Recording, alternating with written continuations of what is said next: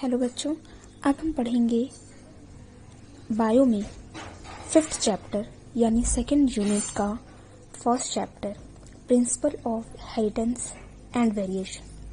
सबसे पहले बात आती है इसके इंट्रोडक्शन की। हम समझते हैं पहले इनहेरिटेंस को कहेंगे क्या मतलब होता है इनहेरिटेंस का। इनहेरिटेंस जो वर्ड है ये वो कैरेक्टर होते हैं जिनमें हर एक वो कैरेक्टर आते हैं जो एक ऑर्गेनिज्म को, चाहे वो प्लांट ऑर्गेनिज्म हो या कोई वो एनिमल ऑर्गेनिज्म हो, उनके वो कैरेक्टर उनको उनके पेरेंट्स से मिले हुए होते हैं। पेरेंट्स में जो भी कैरेक्टर होते हैं वो कोई पॉजिटिव कैरेक्टर हो, मीन्स अच्छे कैरेक्टर हो, या फिर कोई बुरे कैरेक्टर हो, वो कैरेक्टर एक जीन के द्वारा उनके नेक्स्ट जनरेशन में पहुंचते हैं। यही होता है इनहेरिटेंस। ये सिर्फ एक ही नहीं बल्कि जनरेशन टू जनरेशन वैरी होती रहती है। कभी कैरेक्टर छिप जाते हैं, कभी वो कैरेक्टर दिखाई देते हैं। इन केस अगर कैरेक्टर कभी छिप जाते हैं तो वो कैरेक्टर हमेशा के लिए नहीं छिपते हैं। एक नहीं तो दूसरे, दूसरे नहीं तो तीसरे, तीसरे नहीं तो चौथे जनरेशन में वो कैरेक्टर कभी ना कभी विजिबल हो ही जाएंगे। तो ऐसे ही इनहेरिटेंस को सबसे पहले साइंटिस्ट आए थे ग्रेगर जॉन मेंडल। जो साइंटिस्ट ग्रेगर जॉन मेंडल थे वो एक चर्च के फादर थे। उन्होंने सबसे पहले अपनी चर्च के बाहर एक पौधा देखा मटर का। उसमें देखा पहले कि एक वाइट कलर के फूल ग्रो किए। उसके बाद कुछ समय बाद देख लिया कि उसी वैसे ही मटर का पौधा दूसरा है जिसमें फ्लावर का कलर चेंज हो गया, लेकिन फिर भी मटर ही आ रहे हैं। कुछ देखा कि मटर ऐसे थे जो गोल थे, कभी देखा तो मटर ऐसे थे जो उसमें थोड़े से रिंकल्ड थे, सिकुड़े हुए, मीन्स झुर्रीदार थे।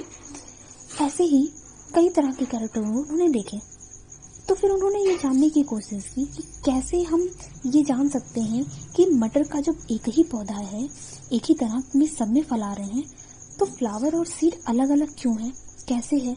तब उन्होंने डिस्कवरी की थी। पहले उन्होंने प्रैक्टिकल किया और मटर के पौधे को लिया और कई तरह के सॉइल प्रोफाइल भी लगाया और उन्होंने 7 तरह के कैरेक्टर बताए कि कैसे एक कॉन्ट्रास्टिंग चेंज हो करके पौधे के कैरेक्टर जो होते हैं प्लांट में स्टडी किया। प्लांट ही लिया रीजन, जो ये एनिमल में भी ये रूल फॉलो होता है कुछ हद तक, लेकिन उन्होंने प्लांट लिया और प्लांट में भी सिर्फ मटर को ही लिया, जिसको हम कहते हैं पाइसम सटाइवम। यानी पाइसम सटाइवम, पी जो मटर है उसका साइंटिफिक नेम, ये हरे मटर की बात कर रहे हैं।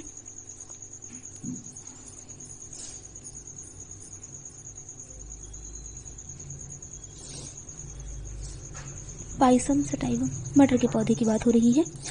इस पाइसम सटाइवम के पौधे को लिया क्योंकि सबसे पहले उन्होंने देखा कि इसमें सिर्फ 14 ही जीन होते हैं, टोटल 14 जीन होते हैं, जिसको स्टडी करना बहुत ही इजी था।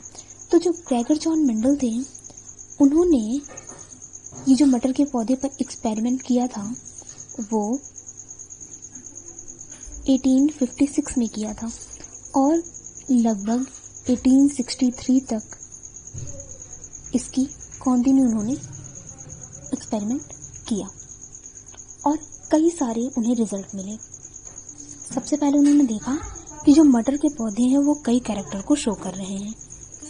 इस चैप्टर में आपको कुछ नए वर्ड देखने को मिलेंगे, जैसे प्रोजेनी, ऑफस्प्रिंग। प्रोजेनी और ऑफस्प्रिंग का मतलब होता है जो नेक्स्ट जनरेशन में नए प्लांट मिलते हैं उनको प्रोजेनी या ऑफस्प्रिंग कहा जाता है। जनरेशन जो कैरेक्टर के बेस पे अगर देखा जाए तो आप जैसे सिम्टम्स वर्ड यूज करते हैं, यहाँ पर सिम्टम्स ना यूज करके ट्रेट वर्ड यूज किया जाएगा, जिसका मतलब भी सिम्टम्स ही होता है। ऐसे ही आपको डोमिनेंट और रिसेसिव वर्ड मिलेगा। डोमिनेंट वो होते हैं जो कैरेक्टर दिखाई दे जाते हैं, रिसेसिव वो होते हैं जो कैरेक्टर छिप जाते हैं, दिखाई जल्दी नहीं देते हैं। तो इस तरह के कैरेक्टर को ध्यान में रख करके मेंडल ने ये 7 कैरेक्टर बताए थे और उसका कॉन्ट्रास्ट कैरेक्टर भी बताया था। मेंडल ने टोटल ये 7 कैरेक्टर लिए थे और जिसमें डोमिनेंट और रिसेसिव कैरेक्टर को एक्सप्लेन किया था।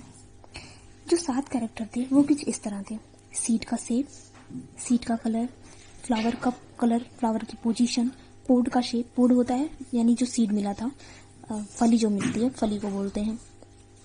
दोनों में अंतर है। मीन्स अगर आप पोड को ऐसे आप समझ सकते हैं कि ये जो आपका मटर होता है पूरा ऐसे, ये इसको बोलते हैं पोड, और इसके अंदर जो होता है वो होता है सीड। यानी ये पूरा पोड है और इसके अंदर सीड प्रेजेंट है। तो पोड को भी बताया, पोड का कलर और पोड का शेप, और वैसे ही इसके अंदर सीड का कलर और सीड के शेप की भी बात की। इसी तरीके से स्टेम की हाइट की बात किया। तो उन्होंने कंट्रास्ट जो लिया, मीन्स कंट्रास्ट का मतलब होता है जस्ट एक अपोजिट, जैसे ब्लैक का वाइट, वैसे ही कंट्रास्ट कलर ट्रेड्स बताए, जिसमें जब उन्होंने सीड के शेप की बात की तो सीड के शेप को उन्होंने बताया कि जो डोमिनेंट होता था वो होता था राउंड, यानी राउंड सीड मिला, और उसी का जस्ट अपोजिट उन्हें व्रिंकल्ड सीड भी मिला, सिकुड़ी हुई मटर।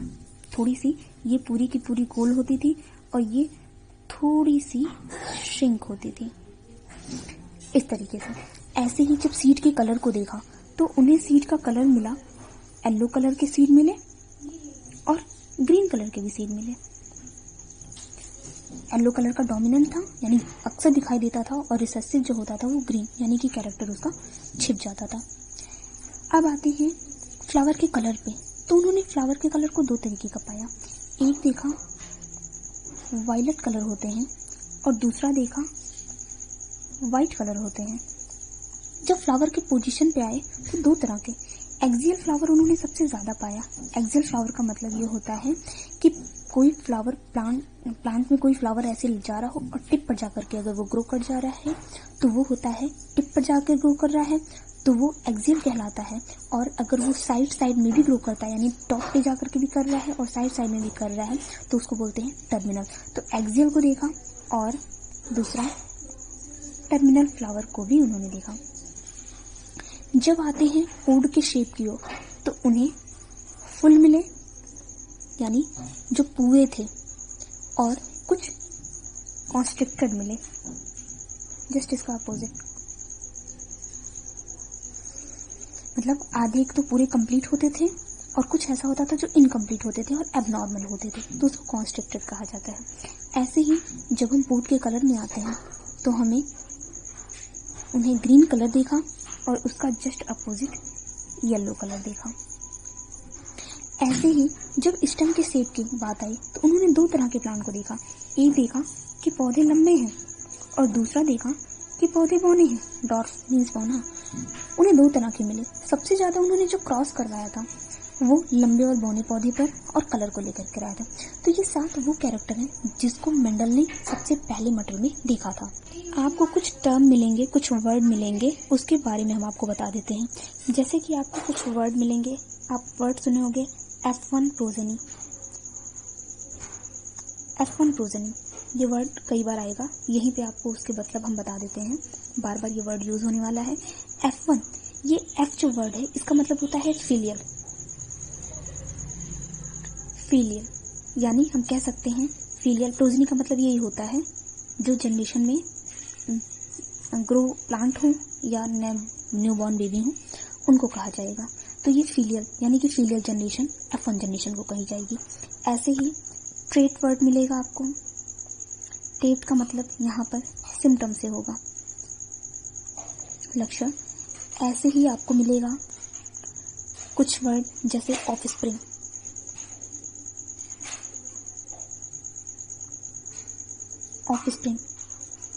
ऑफस्प्रिंग का मतलब भी होगा न्यूबॉर्न बेबी ही, यानी F1 जनरेशन में जो भी प्लांट मिलेंगे जनरेशन में या जो ऑर्गेनिज्म मिलेंगे उनको कहा जाएगा ऑफस्प्रिंग, या उन्हीं को प्रोजेनी भी कहा जाएगा। एक बात और, आपको कुछ वर्ड ऐसे मिलेंगे जैसे कि होमोजाइगस और हेटेरोजाइगस। जो दो वर्ड आपको मिलेंगे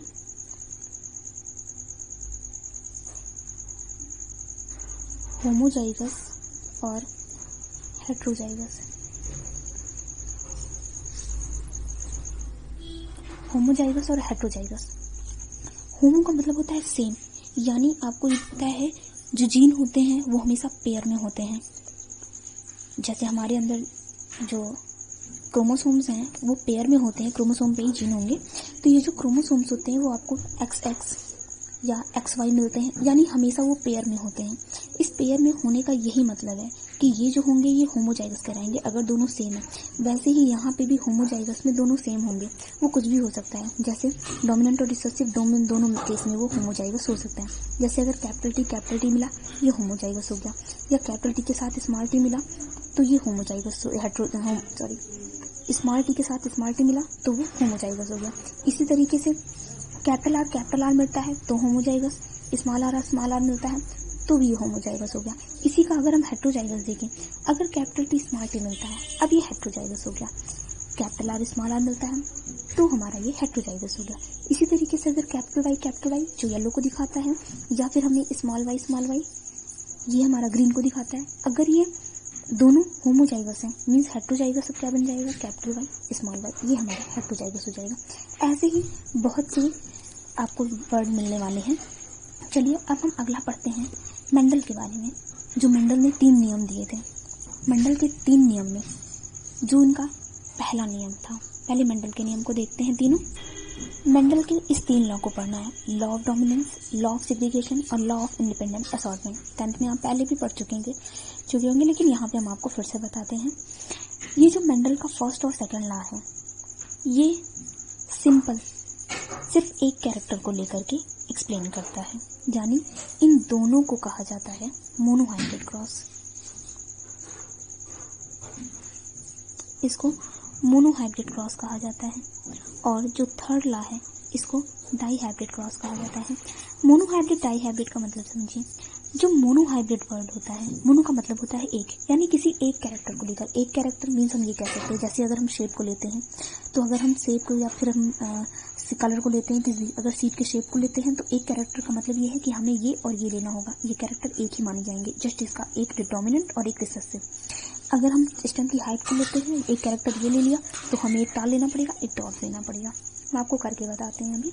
अब डाई हाइब्रिड में अगर हम आते हैं तो हमें 2 कैरेक्टर को लेना पड़ेगा, मीन्स हम स्टेम की हाइट को ले सकते हैं और उसके साथ साथ हम पोर्ट के कलर को ले सकते हैं, या फिर हम सीट के शेप को, सीट के कलर को ले लें, कोई भी हमें 2 कैरेक्टर लेने होंगे। तो ऐसे के बीच में जो क्रॉस करवाया जाएगा वो डाई हाइब्रिड होगा। सबसे पहले हम पढ़ते हैं मेंडल के फर्स्ट लॉ को। तो पहला बात करते हैं लॉ ऑफ डोमिनेंस की। हमने कहा ये एक मोनोहाइब्रिड क्रॉस होता है। इसका मतलब हम किसी एक कैरेक्टर को लेंगे और उस कैरेक्टर को क्रॉस करवा करके देखेंगे कि हमें पहली पीढ़ी में किस तरह के पौधे मिलते हैं। तो सबसे पहले हम एक कैरेक्टर ले लेते हैं, टॉल, मीन्स हम ले रहे हैं एक कैरेक्टर को, हमने स्टेम की हाइट को मान लिया, हमने ले लिया है। स्टेम की हाइट में हमको 2 ट्रेट मिलेंगे, एक मिलेगा टॉल और दूसरा मिलेगा डॉर्फ। जो हमारा टॉल होता है उसको हम कैपिटल टी से दिखाते हैं, जो हमारा डॉर्फ होता है उसको स्मॉल टी से दिखाते हैं, क्योंकि डोमिनेंट हमेशा दिखाई देता है इसलिए उसको बड़े लेटर से लिखते हैं, अब दिखाते हैं, और जो रेसेसिव होता है उसको हमेशा स्मॉल लेटर से दिखाते हैं। तो ये जो थी ये हमारे पेरेंट हैं जिसको हम P1 कह सकते हैं। ये हमारे पेरेंट हैं, इनके बीच हमें क्रॉस करवाना है। क्रॉस हमेशा इस तरीके से करवाते हैं, एक बार इसका क्रॉस फर्स्ट से कराते हैं, एक बार इसका क्रॉस सेकंड से कराते हैं। हमें जो कैरेक्टर मिलेंगे इसमें हमें मिला कैपिटल T स्मॉल t, इसमें मिला कैपिटल T स्मॉल t। ऐसे ही अब हम दूसरे को क्रॉस करवाएंगे, जब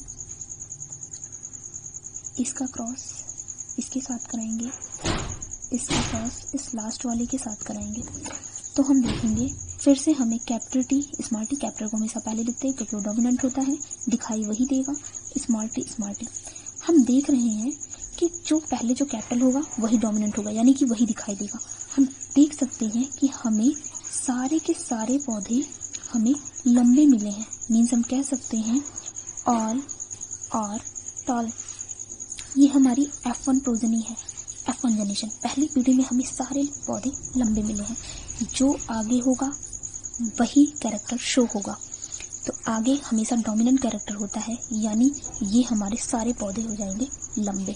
हम देख सकते हैं हमें पहली पीढ़ी में सारे पौधे लंबे मिले हैं।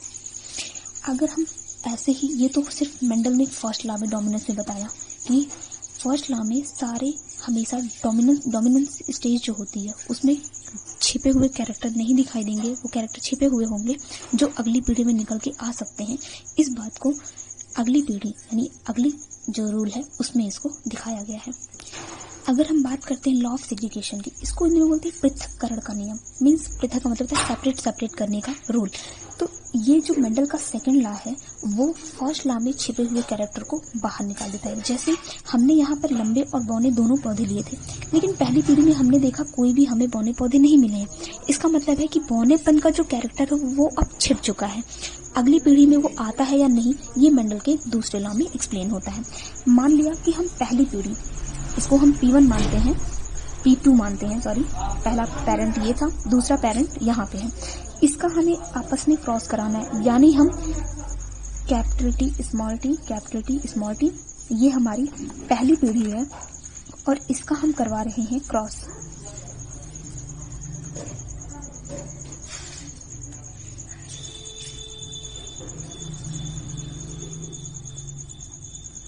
क्रॉस कराने पर हम देख सकते हैं कि कैपिटल T यानी पहले हमें फिर मिला कैपिटल T, दूसरा हमें मिला कैपिटल T स्मॉल t, अगला हमें मिला कैपिटल T स्मॉल t और ये हमें मिला, इसका इसे कराएं स्मॉल t।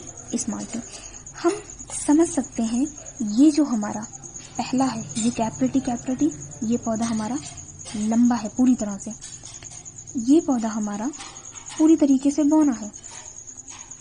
लेकिन ये जो पौधा है इसमें एक कैरेक्टर ऐसा है क्योंकि ये हेटेरोजाइगस है, तो इसमें बौनेपन का कैरेक्टर छिपा हुआ है, यानी हम ये कह सकते हैं कि ये हाइब्रिड टाल है। ये हाइब्रिड टाल है क्योंकि इसमें दोनों के कैरेक्टर है, ये पूरी तरीके से लंबा है, ये पूरी तरीके से बौना। इस तरीके से मेंडल में हम देख सकते हैं कि जो कैरेक्टर ये हमारी है F2 यानी कि दूसरी पीढ़ी है ये। हम यहाँ पे ये समझ सकते हैं कि जो हमने यहाँ लिया था, जो भी पहले हम जो क्रॉस कराए थे उसमें जो कैरेक्टर छिप गया था, इसमें हमने पहले P1 यानी कि पेरेंट हमने लिया था लंबा लेकिन और बौना, लेकिन हमें पहले जनरेशन में कोई भी ऐसे पौधे नहीं मिले जो बौने हों। जो कैरेक्टर यहाँ पे छुप गए थे हमें वो अगली पीढ़ी में निकल करके आ गए, यानी ये हमारी जो दूसरी जनरेशन है उसमें छिपे हुए कैरेक्टर बाहर आ गए, यानी बौनेपन का कैरेक्टर हमें इजीली दिखाई देने लगा। इस तरीके से इन्होंने इस तरह से सेपरेट किया था। अब हम बात करते हैं इसके जीनोटाइप और फिनोटाइप रेशियो की।